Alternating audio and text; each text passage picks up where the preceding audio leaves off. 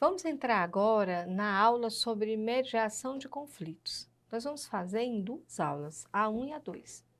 A 1, a gente vai expor aqui um pouco sobre o conceito, sobre como é que ela se fundamenta.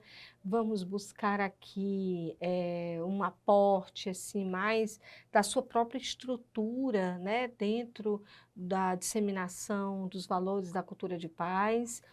E na aula 2 a gente vai ver um pouco de como seria a prática de uma mediação de conflito comunitário. Então, vamos à nossa mediação de conflitos 1. A primeira coisa que a gente precisa dizer é que o conflito ele é parte constitutivo da própria existência humana. Então, assim, não há existência humana sem conflito. O conflito é parte das relações. O conflito ele está presente nas relações porque ele há, às vezes, conflito de interesses, às vezes há conflitos de visões de mundo, às vezes há conflitos relacionados a uma eu diria, distonia, né, de poder, há uma hierarquia de poder que pode gerar conflito. A gente fala, às vezes, em conflito geracional, conflito conjugal, conflito de interesses, conflito de classe. Então, o conflito é um termo, inclusive, que a gente usa muito em vários aspectos. Por isso que mediar conflito ele quer dizer em que é possível existir uma solução pacífica para os conflitos e que esse conflito não redunde numa violência. Então, conflito e violência não são a mesma coisa, né? Então, mas um conflito pode originar, pode descambar, digamos assim, para uma violência. Então, para que esse conflito ele não redunde numa violência, ele pode ser mediado. E nessa mediação pode existir uma solução, que a gente chama de solução pacífica dos conflitos. Então, o conflito, a resolução de conflito, ele também está albergada na Constituição de 1988, essa Constituição que nós já falamos que tanto se preocupou com a democracia, com a participação social, com os valores da paz, né? E a Constituição, ela vai estar, inclusive, no seu próprio preâmbulo, a questão da solução pacífica de conflitos. E diz o seguinte, lá no seu preâmbulo, a Constituição da República Federativa do Brasil, ela diz que os valores supremos de uma sociedade fraterna, pluralista e sem preconceitos, fundada na harmonia social e comprometida na ordem interna e internacional com a solução pacífica das controvérsias. Então, o próprio preâmbulo vai falar desses valores supremos de uma sociedade fraterna, pluralista e sem preconceitos. Então, percebam que o legislador já colocou lá no início, para abrir a própria Constituição, né, que ela deve estar fundamentada no Estado Democrático de Direito, e esse Estado Democrático de Direito é o pilar para todas as outras leis. Então, a gente tem, dentro da própria Constituição, que é a lei das leis, né, que vai daí fundamentar todas as leis, um dito, né, um fundamento aí, que é que é preciso existir a cultura de paz. E ele diz o seguinte, que a solução pacífica de conflitos, ela vai estar tanto no âmbito interno como externo. Isto é, o Brasil deve se posicionar pela paz, tanto em conflitos internacionais como na sua perspectiva interna, né? Então, a solução pacífica de conflito, ela envolve também esse senso, que é o senso de autonomia, de cidadania, né? Na medida em que os sujeitos envolvidos se dispõem para um diálogo. Então, a gente precisa entender agora, incorporar aqui para a nossa reflexão, a perspectiva do diálogo. O diálogo, gente, ela vem numa dimensão que é a dialogicidade, ou a dialogismo, né? O diálogo, ele envolve não só a dimensão da palavra, ele é palavra também, mas ela é uma palavra que ela assimila a todos aqueles que estão envolvidos ali. Portanto, a palavra ela é muito importante para a gente disseminar a cultura de paz.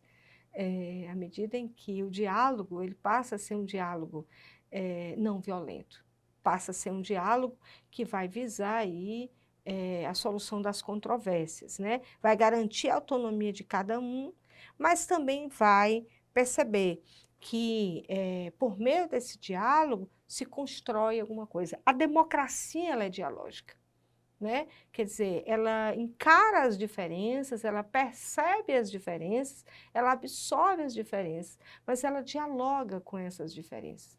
Alguns autores discutiram isso, eu não quero trazer muitos elementos teóricos aqui, mas vocês podem ir além, para quem tiver interesse, no pensamento de Habermas. Tem uma teoria de Habermas que é a teoria da ação comunicativa, que ele vai trabalhar muitos desses elementos a partir de uma comunicação, que é uma comunicação que vai envolver o próprio diálogo, né? E que esse conflito de interesses que existe, ele pode ser superado à medida em que todos os sujeitos, eles participam igualmente e daí geram interesses que são interesses comuns.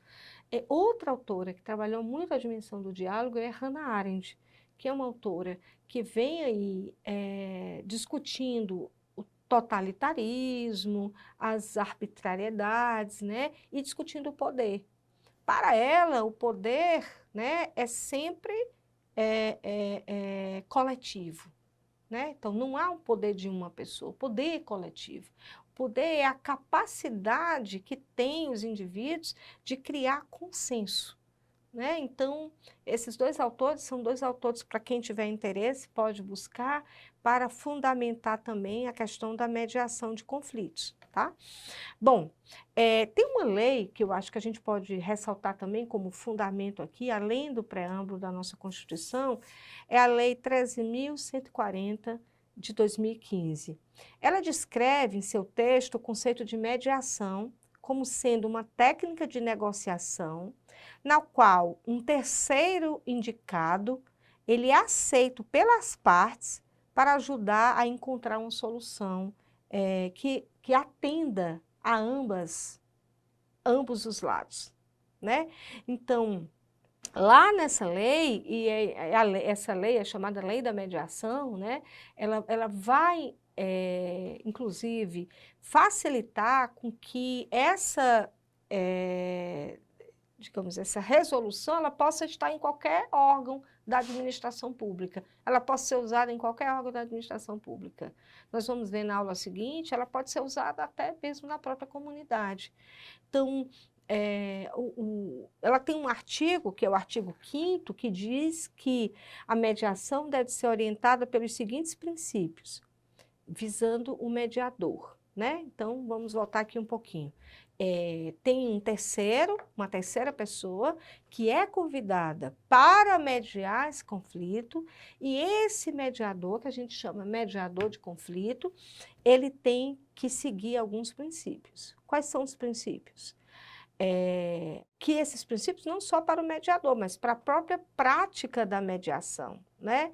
Que é a imparcialidade, que é a imparcialidade desse mediador, a igualdade entre as partes, quer dizer, eles precisam ser vistos a partir desse elemento dessa igualdade, não pode ter uma hierarquia aí, um desnível aí. A oralidade, quer dizer, se faz pela palavra, se usa a palavra para mediar esse conflito. A informalidade, isto é, cada pessoa, as partes, elas mesmo buscam isso, né?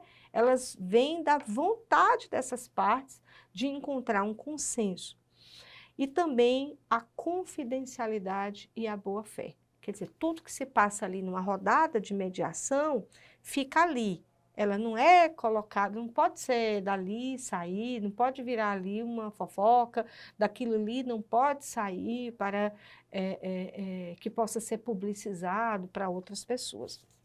Então, à medida em que esses conflitos são mitigados, ela pode ser usada para qualquer conflito, né? Que conflitos a gente pode pensar? Pensão alimentícia, guarda de filhos, divórcio, partilha de bens, isso tudo no âmbito das famílias, né? Do direito das famílias. Mas também a gente pode pensar dívidas de banco, questões de vizinhança e tantas outras questões que envolvem conflitos, né?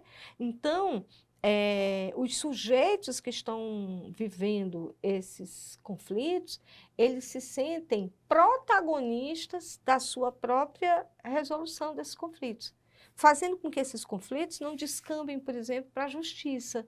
Porque quando eles vão para a justiça, eles demoram muito a serem resolvidos.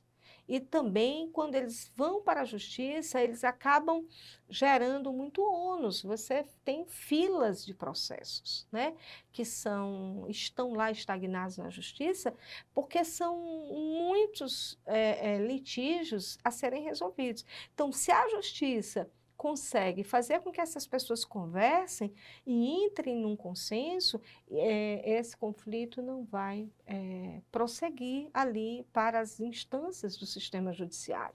Então, é muito importante porque essa resolução pacífica de conflitos faz com que elas entrem aí dentro de uma perspectiva que é uma perspectiva local, mais relacional e, portanto, se possa sair dali com uma resolução que é uma resolução que vai certamente aliviar essas partes, que são as partes que estão litigando ali, né, que estão em conflito. Então, para terminar, a gente pode dizer que o mediador, que é o mediador de conflitos, ele é essa pessoa capaz de contribuir para a cultura de paz, né? Então, o mediador de conflito normalmente é uma pessoa que está comprometida com a cultura de paz. Um conselheiro tutelar, por exemplo, ele pode ser um mediador de conflito informal, né? Mesmo que ele não esteja aí trabalhando para o sistema judiciário, ele é alguém que vai, dentro do âmbito das suas funções, também colaborar para disseminar a cultura de paz. E outros sujeitos que estão envolvidos aí na prática cotidiana da defesa e da proteção dos direitos das crianças e adolescentes. Então, entendendo que existem conflitos e que esses conflitos podem ser apaziguados, à medida em que essas pessoas são chamadas para conversar, que você tem uma rodada de negociação entre elas e que elas podem chegar aí a um consenso, né, que agrade aí as duas partes. É isso. A gente vai agora, na aula seguinte, trabalhar mais ou menos o que seria uma mediação de conflito comunitário e pensar elas em termos práticos, né? Como é que pode ocorrer uma mediação.